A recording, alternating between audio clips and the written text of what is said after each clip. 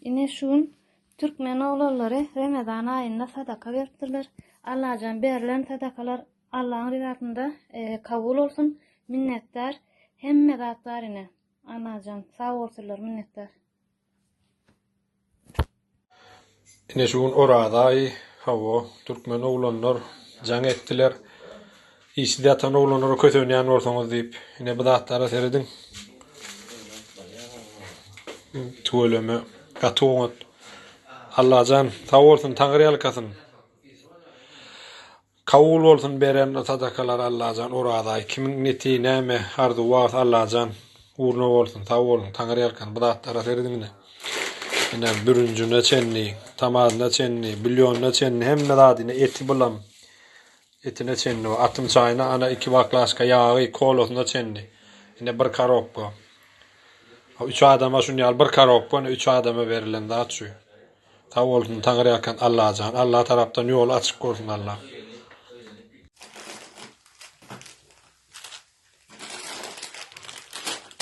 Yine Türkmen doğanlar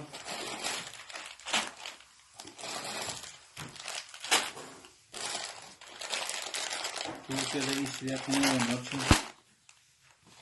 birazcık kılıp gördeyim. Dünyada aktar verdiler.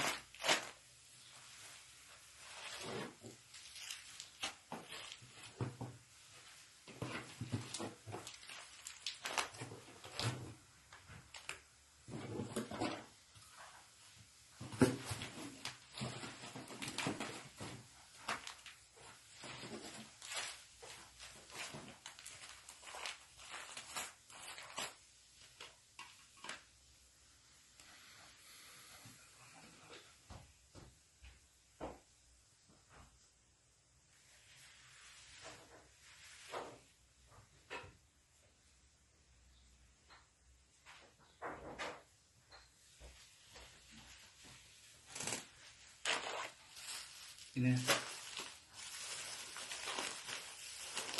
bir kilo yaram koyun eti. Yine şunu yakatlar verdiler. Tavutana yakından Allah'dan açsın. Orada aynı. Kavulu olsun, neyme dileğiler olsa hem ekşin alacağım. Köseklerin oğlanlar olsa canlaşı vermeli. İmoda paylaşırlar. Hastapta paylaşırlar. Köp sağ olun, tanrı kadın. Yine bir yezek emmenize salam. Şu sadaka vericileri sağ olsun, köp sağ olsun aydasım geliyor. Allah razı olsun. Etken sadakalarımız özleri yakında kabul olsun. Yine aldım benim özüme verilen, bu aileme, yanındaki arkadaşlarıma verilen sağ olsun köp. Allah razı olsun emmenizden. Sağ olun.